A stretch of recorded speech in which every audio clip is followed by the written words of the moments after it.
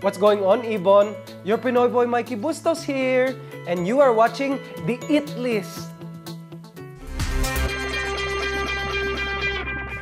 Thanks for staying with us. We have Patrick de Belen. He is the Youth Can't Slam 2013 Poet of Honor, Director of BAM Youth Poetry Slam, and teacher of the PSL, not ESL, PSL Poetry is a Second Language course held at the Capisanan Center for Filipino Arts and Culture. Thanks for coming today. Thank you very much for having me. You know, I was just telling you earlier that I'm a fan of your work. Yeah, thank you. I've heard about you obviously, but first saw you perform at last year's Youth Summit, and you're pretty amazing. Thank you. Tell us, I think, you know, what I was really curious about too, and I'm sure most of our viewers are curious, how did you get started? Yeah. I hear there's a story that sent you to the principal's office when you were 17. Yeah, I had a guy come into my classroom when I was about grade 11, and he had a poetry workshop, and I was hooked. And a couple of months later, I performed my first poem on a talent show at our high school, and I was suspended from my school after 2 weeks, for 2 weeks because of what I was saying on the stage. But that moment was kind of like the defining moment for me that I wanted to be a spoken word artist for the rest of my life. So yeah. But I heard that it was like a big, standing ovation, round of applause. Yeah, I mean, I was up there, I was really nervous, and you know, like when you see an Asian boy get up on stage in Canada, like you assume that he's playing the violin or a piano recital or something. And so when I started, you know, spitting bars, performing poetry, everyone was surprised. And I was talking about high school, and I was talking about youth, and I was talking about young people. And so a lot of the grown-ups didn't really like it as much, but the kids were all on their feet clapping. And so you're still talking about it. Yeah, still talking about the same thing to this day. So yeah. what is it that didn't like? I'm just curious. Spoken word is a kind of art form that challenges a lot of people. It says a lot of truth, and sometimes people don't like to hear that. And but that's why I take it upon myself to say those things, even if some people might feel a little uncomfortable. So. It's basically since then that was practically the beginning of your journey.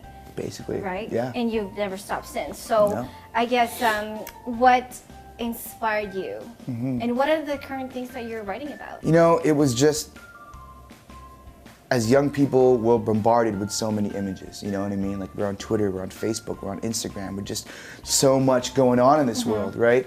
And I think what inspires me is that when I do my poetry, it's just talking. It takes you back to just conversation and human-to-human connection, and that's powerful, and I think we sometimes forget about that in this generation. So, and what I've been working on now, I've been really doing a lot of work with PSL. It's a Poetry is Your Second Language. It's a Philippine arts and spoken word program that we're doing at Capisanan. So I'm really focused on that right now. We're working with like 18 Filipino youth from all across the GTA. It's really awesome. So that's basically.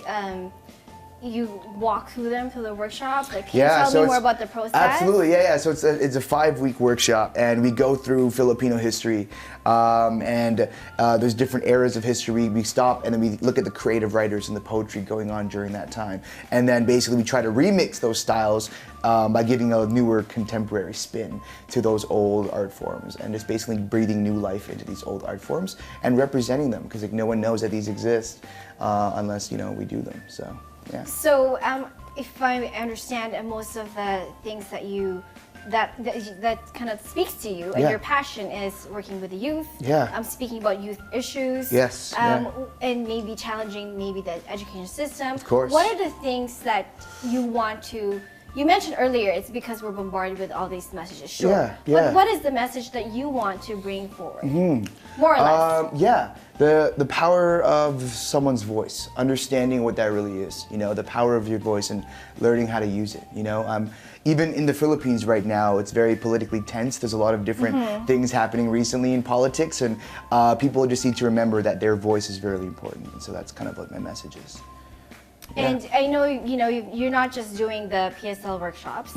You've performed everywhere. Yeah. And so what is it like for you? What is it like being on stage and, And how do you kind of say, okay, at this point, this is what I'm going to be talking about. Yeah. This is the message that I'm going to bring forward, but at this event, I'm not. So how do you even come up with it? Do you just wake up in the morning and say, I'm going to write this Sometimes up? I wait till the moment, you know, sometimes I wait till the actual show. To You wait till the actual yeah, you and improv. I feel the audience, and I have the pieces prepared, but Right. which ones I'm gonna do depends on what the audience is feeling. I'll go into the stage and I'll feel the vibe, and I'll say, you know what, I think the audience should hear this today, and I'll just go for it, and I'll say these things, you know. Do you have any challenges or moments that kind of helped you deliver your kind of work? Challenges, yeah. A lot of things, you know. I dropped out of university. I've been through a lot of stuff in my life. I've worked in different environments and seen a lot of different things in different places of this city. So there's just a lot of stories to tell, and it's bubbling in there sometimes. And but yeah, so many different issues because kids have a lot of problems, right? Right. So yeah. How do you want to reach out to the youth? Yeah, it's just creating real dialogue. You know, the poems are good, but just real dialogue, like sitting in front of somebody like this and being incredibly honest and raw. Like you and I are just talking and talking Yeah. about my life or whatever, Yeah. but what if you and I were to talk about something that was really intense and personal? We won't do that. But like, no, We'll save that we won't do for that. after. Yeah, but I mean, you know, it's those real conversations that make people Yeah. know each other on a level that's like, you know, deep and personal, and that's kind of what I want for people. I want you guys to stay tuned because after the break, Patrick de Belen will be performing something that is an excerpt or a part of Why I'm Not a Doctor. So stay with us on the It List.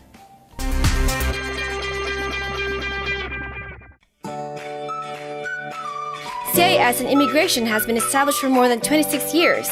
It is a one-stop service center for immigration service, student visa, and visitor visa.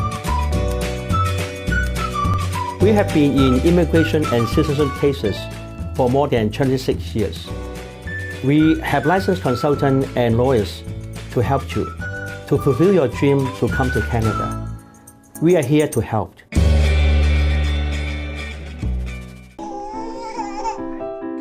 Capture every step. Capture every achievement.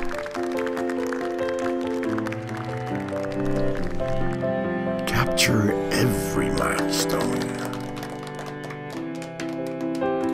Capture every moment through the eyes of a Canon.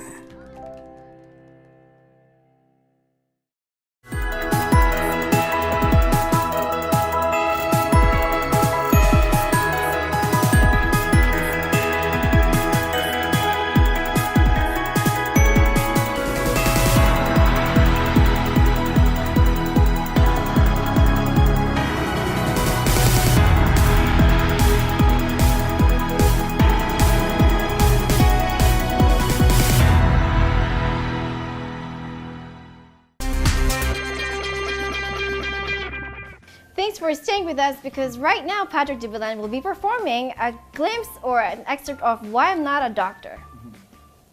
On this side of the world, people who look like us aren't supposed to be rich and famous. We're only supposed to dream of being the ones performing on stages, when we are the ones who take care of the 8 adopted orphans when their parents are on TV, the ones who roll up the red carpets and sweep the venue when you leave. My parents are scared because they know the ticket price to assimilation is internalized racism. It's been years of kissing their feet in this cultural Stockholm syndrome. That's the price we paid of being second class to our masters, spending every day staring at the mirror, wishing we looked more like our captors. And so to my parents and my people, I will not be brainwashed to forget my humble struggle, my narrow eyes, my brown tint, or my nurturing love. I've just picked up a couple tricks on this side of the globe, like tenacity and drive, how to face a room full of faces that don't look like mine and still keep my head up and remember.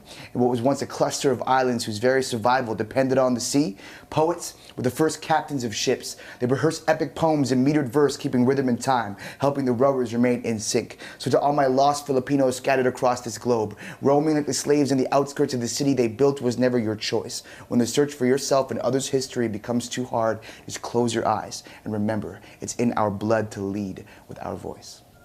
Amazing. Thanks. I love it. I love it. I love it. I love it. This is why I love your work. So Thank you. I mean, there were elements of our history, defying and challenging those notions of I guess like colonization maybe. Yeah, absolutely. And finding our Stereotype. identity. So Yeah. tell me how you got to write it. Yeah. What started? Well, I think like the identity of a Filipino Canadian, especially one born here, is just like a raging tide of different things. You know, it's because there's just so much that goes in there. It's very complicated, and so for any kid trying to find themselves within that, growing up here, is going to have a hard time. And so this poem is kind of meant to help anybody else out there who had the same kind of struggle as me to find yourself within your Filipino-ness, even if you didn't grow up there or you don't, totally speak the language or wear barongs or anything like that. Yeah.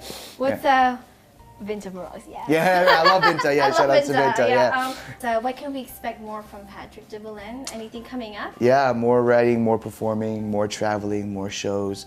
My group, The Uncharted, and I just got a publishing deal with a publisher who also published a Robert Munch book. So like we're really super pumped about that. But other than that, just like kind of growing and meeting more people and saying more things. And where can the viewers find you? Yeah, well, Cultural Festival, Filipino Arts Festival, for sure. Check that out.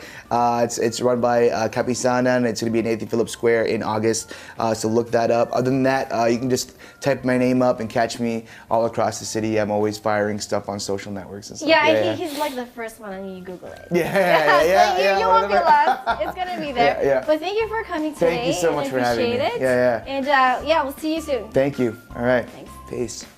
And that is a wrap for today's It List episode. I hope you guys really enjoyed it. If you missed it, catch us on YouTube, Instagram, Facebook, and Twitter. And a quick shout out to Beauty with Pam for my hair and makeup, as well as John DePort for my accessories. Till next week. Thanks again.